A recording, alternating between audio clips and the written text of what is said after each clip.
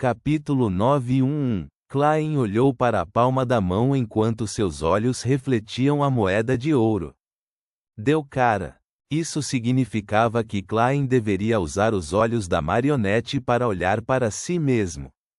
Depois de receber esta revelação, Klein permaneceu hesitante. Ele ponderou sobre realizar um ritual para enviar Enzo acima da névoa cinza. Fazer isso era relativamente mais seguro, permitindo que o dano e a corrupção que seu corpo espiritual sofresse fossem completamente reparados pelo ambiente antes de fazer uma tentativa. No entanto, ele suspeitava que não seria eficaz.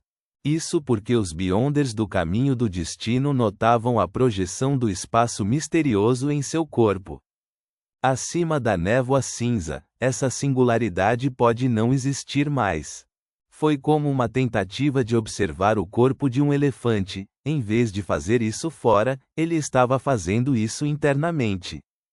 Apertando os dedos, ele apertou a moeda de ouro em silêncio por um longo tempo antes de se decidir. De repente se levantou, pegou uma adaga ritualística e criou uma parede de espiritualidade para isolar a sala. Isso era para evitar que alguém ouvisse os possíveis gritos ou comoções estranhas. Imediatamente depois disso, Klein estabeleceu um ritual e sacrificou a fome rastejante acima da névoa cinza. Ele estava com medo de que a luva se voltasse contra ele quando algo acontecesse com ele. Esta era uma característica fixa da própria fome rastejante. Uma vez que não estivesse satisfeita e não conseguisse garantir um horário para comer uma pessoa por dia, ela consideraria seu usuário como comida. E Klein a deixava passar fome com mais frequência do que a alimentava. Depois de fazer todos os preparativos de maneira meticulosa e ordenada, Klein estendeu a mão para pegar a flor de sangue de Enzo e a usou na palma da mão esquerda. Isso garantiu que ele pudesse se recuperar mesmo que sofresse algum dano físico grave. No momento em que estava prestes a usá-la, Klein pensou por um momento e fez uma pausa. Pegando um pedaço de papel, ele escreveu: "Lembre-se de tirar o anel." Ele estava preocupado em não tirar flor de sangue após seu experimento devido à sua inteligência reduzida. Quando isso acontecer, talvez eu precise de uma linda princesa para me acordar com um beijo. Klein deu uma risada autodepreciativa e exalou. Tirando a roupa exterior, ele usou o anel. Então, olhou para sua nova marionete, vencedor Enzo. A sensação de crise e nervosismo era inevitável, mas enquanto ele se decidisse, só poderia seguir em frente sem vacilar. Depois de fazer alguns ajustes e entrar em estado de cogitação, Klein fez a marionete virar-se lentamente para olhar para ele. Com os olhos do vencedor, ele viu pela primeira vez uma fina camada de névoa branco-acinzentada que emanava. Em meio à névoa, havia uma resplandecente porta de luz manchada de escuridão azulada. A porta de luz foi formada por inúmeras camadas de luz esférica. Cada luz esférica envolvia larvas se contorcendo. Algumas eram transparentes, outras translúcidas. Elas tinham símbolos e padrões complicados e indescritíveis que tinham significados profundos. Antes que Klein pudesse discernir os detalhes reais, ele sentiu sua mente zumbir enquanto perdia a consciência. Após um período de tempo desconhecido, acordou lentamente. Ele havia perdido momentaneamente a memória, quase imaginando que havia dormido até o amanhecer.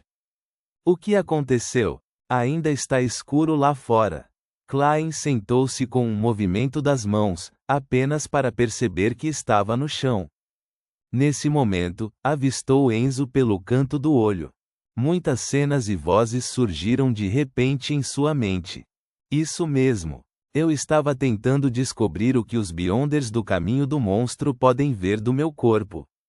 Sofri muita estimulação e desmaiei imediatamente? Ainda me lembro vagamente de gritos dolorosos. Era eu? Klein, que havia recuperado suas memórias, inspecionou apressadamente sua condição. Ele ficou surpreso ao ver uma ferida horrível e sangrenta em seu corpo, como se algo estivesse prestes a sair dela. Neste momento, a carne se contorcia na ferida, reformando-se a uma velocidade anormalmente rápida. Klein então olhou para o chão e viu que havia sangue delineando a silhueta de onde ele estava deitado.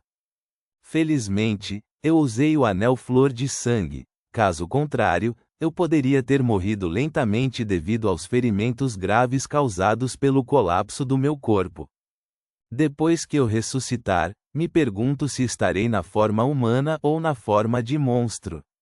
Klein levantou a mão e esfregou as têmporas enquanto examinava os arredores.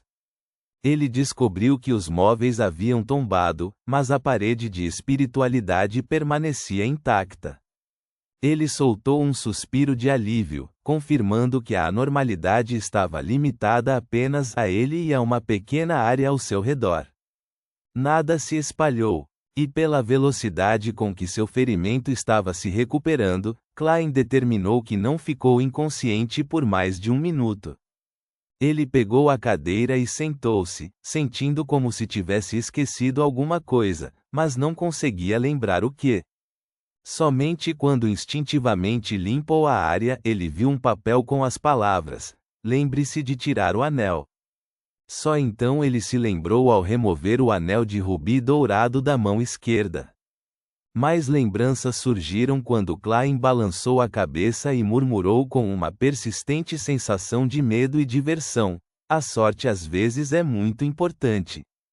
Se os efeitos negativos da flor de sangue atingirem aleatoriamente sua potência máxima, talvez eu não seja capaz de reconhecer essas palavras e não me lembre. Vendo que ele já havia se recuperado do ferimento, ele fez Enzo usar o flor de sangue e tirar o essência verde. Usando o tratamento deste último, Klein não sentiu mais nenhum desconforto. Concentrou sua atenção novamente na cena que viu. Era a cena que os Beyonders do Caminho do Destino viram nele. Uma porta de luz manchada de preto azulado. Inúmeras luzes esféricas. Larvas transparentes e translúcidas agrupadas. Símbolos e padrões que são misticamente complicados, escondendo muito conhecimento, mas não dando nenhuma reação aos outros. O que eles representam? Esta é uma forma particular de criatura mítica que corresponde ao espaço misterioso acima da névoa cinza? É aquela que pertence a uma sequência de um Deus verdadeiro? Devido à proteção da névoa cinza, apenas os Beyonders do Caminho do Destino podem vê-la diretamente, sofrendo o impacto visual e a corrupção. Da mesma forma, é também por causa da proteção da névoa cinza que aqueles Beyonders não desabam diretamente como se estivessem vendo uma divindade com seus próprios olhos e ao mesmo tempo não recebendo nenhum conhecimento. Klein pensou por um momento e começou a usar a adivinhação para decifrar o significado oculto. A porta de luz parece lembrar o símbolo atrás da cadeira do aprendiz. Também pode apontar para o Senhor Porta. Incontáveis luzes esféricas empilhadas são idênticas à minha cogitação. E esta decorre dos sistemas míticos descritos por algumas novels da Terra. Influenciado, o meu subconsciente escolheu a memória mais relevante e mais próxima? Ou será que a minha escolha influencia a expressão da cena da névoa cinza? As larvas distorcidas e transparentes são semelhantes ao aglomerado de larvas no trono gigantesco no pico principal da cordilheira Ornacis, mas existem algumas pequenas diferenças. Essa é a sequência O Louco do Caminho do Vidente? Não consegui ver claramente as larvas translúcidas. É difícil dizer. Além disso, a cor preto-azulada continua me fazendo conectá-la às profundezas do espaço misterioso que não consigo alcançar.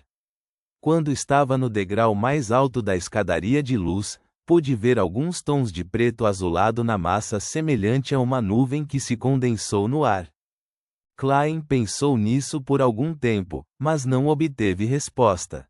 Tudo o que podia fazer era manter isso em mente e analisá-lo quando tivesse mais informações e pistas. Depois de limpar a cena, deu 4 passos no sentido anti-horário e passou por cima da névoa cinza. Ele planejava fazer uma inspeção completa de sua condição física e confirmar se Enzo ainda tinha alguma sorte passiva ou azar. Baian, no bairro pobre, numa casa em ruínas que não era muito grande. A almirante das estrelas Ketoa estava sentada atrás de uma mesa olhando para a porta quando ouviu um padrão único de batidas na porta.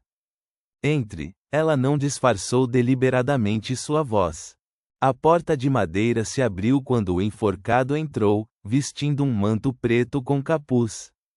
Vendo seu disfarce suspeito, Ketoa cutucou seus óculos pesados e disse com um sorriso: se você saísse assim, seria cercado pelos membros da Igreja das Tempestades em 5 minutos.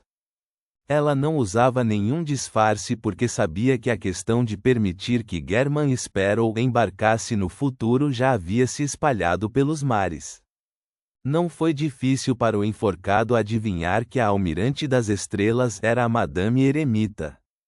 Alger não respondeu diretamente a ela. Ao fechar a porta, ele puxou uma cadeira e respondeu: é a mesma coisa para você. Ele quis dizer que a Almirante das Estrelas ficou atrás do Almirante Infernal entre os 7 almirantes piratas. Além disso, ela era suspeita de ter conexões profundas com German Sparrow. Ela foi alvo de perseguição da Igreja das Tempestades e da Igreja da Meia-Noite.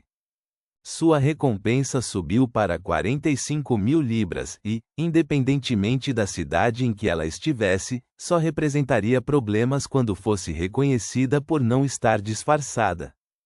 Ketoa assentiu levemente e se virou para olhar o rosto encapuzado do enforcado. Na minha frente, tal disfarce não tem sentido. No entanto, respeito sua escolha. Ela continuou usando os óculos. Ela tem uma postura dominadora e grande confiança. Como esperado da Almirante das Estrelas. Alger, que usava uma máscara sob o capuz, não insistiu no disfarce e foi direto ao assunto. Obrigado por me fornecer ajuda. Ketoa colocou a mão direita no cotovelo esquerdo. Estou curiosa. Com sua força atual e os recursos que você tem, você poderá resolver o problema do artesão mesmo sem minha ajuda. Por que você está tão preocupado? Alger já estava preparado quando respondeu sucintamente: não desejo me tornar um tópico de discussão para outros. Ketoa pareceu entender o significado nas entrelinhas. Pensando por alguns segundos, ela disse: preciso de mais informações. Alger assentiu levemente e disse: de acordo com minhas observações e suposições, o artesão provavelmente é controlado por aqueles que acreditam na lua primordial. Estes últimos pertencem à facção original do continente sul, não aos traidores da escola de pensamento da vida. A expressão de Ketoa permaneceu imperturbável enquanto ela pensava por um momento. Por que você não encontra o Senhor Lua? Ele deveria estar muito interessado em tais assuntos. Alger curvou os lábios e respondeu em tom normal: se não conseguirmos resolver isso, talvez eu o contate. Ponto.